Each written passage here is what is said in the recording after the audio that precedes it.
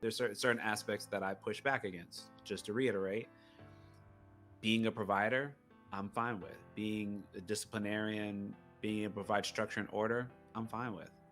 But being only that, not being emotionally available, I disagree with. That's part of being traditional man. I don't Mhm. agree with that part. Mhm. So I would expand the way that we see things.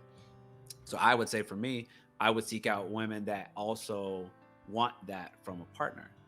Now, what's also interesting and what's a little different now, and I also acknowledge that too, is there may be women that may challenge the norms of how a man may typically behave.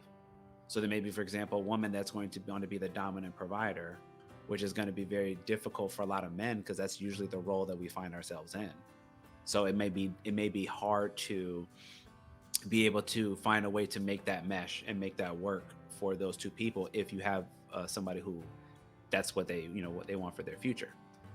But I think that also goes back to, in my experience, a lot of that goes back to what you see.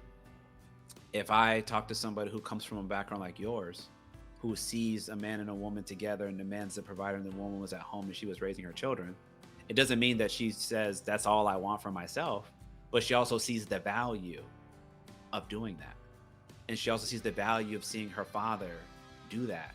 So she's okay with allowing a man to a certain degree to do that.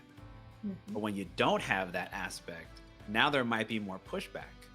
You might not have let that man sort of take that lead in that regard. And I think that that causes a lot of tension Mhm. because, most men, that's usually how we're raised, regardless of culture, that we are meant to provide for our core family and then sometimes our extended family as well. And that our women, not that they should not work, but it shouldn't be maybe the primary concern. It can be a supplementary thing, but really we want them to have our children to make sure our family unit is tight and intact. I'm curious because you come from that balanced background where you got to see a good example. Mhm. How do you think that you envision yourself dating in the future? And do you think marriage is in the cards?